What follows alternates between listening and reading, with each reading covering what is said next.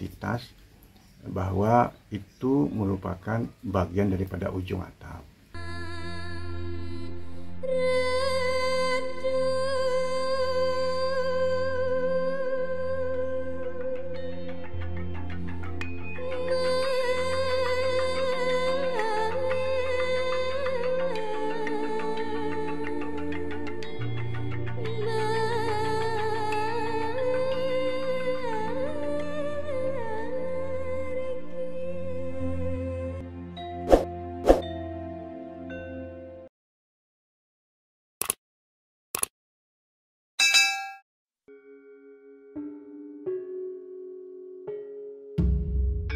Ada berbagai makna terselubung dalam setiap pajangan arsitektur di rumah adat Bali.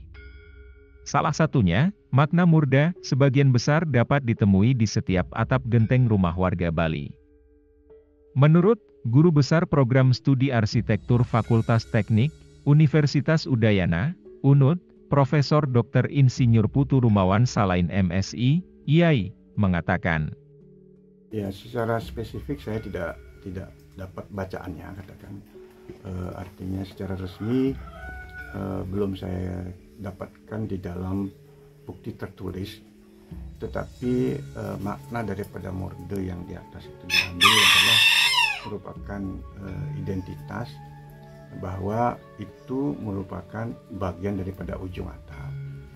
Jadi kalau kita lihat bangunan itu, puncaknya itu adalah titik morde itu, pertemuan segala konstruksi di titik itu, sehingga boleh dibilang juga merupakan akar kekuatan daripada konstruksi. Konstruksi Bali itu diikat memang di atas itu.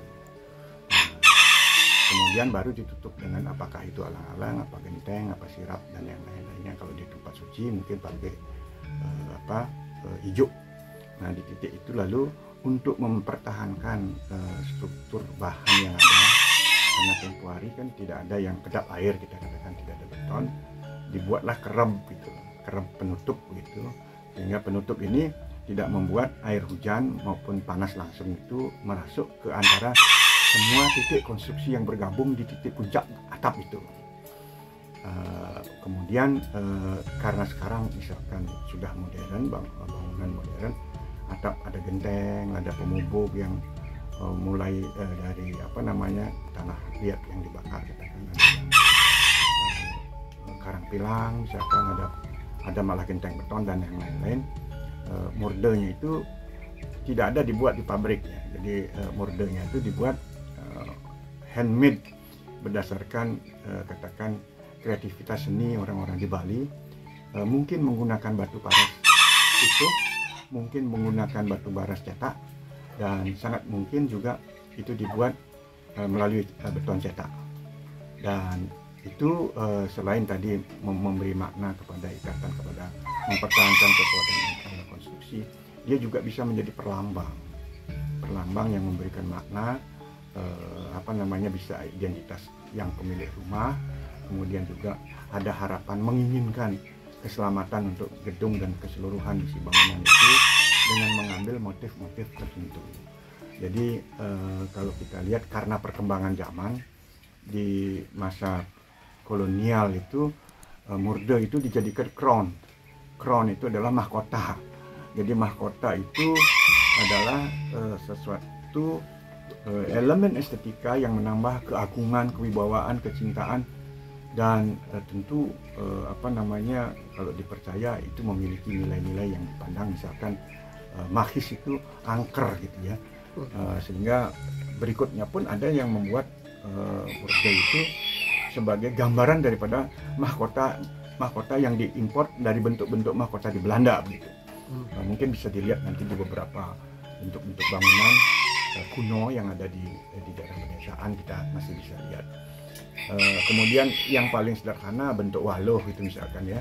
Lalu ada bentuk-bentuk yang diambil motif dari misalkan berbagai katakan wujud-wujud yang ada isi di alam ini.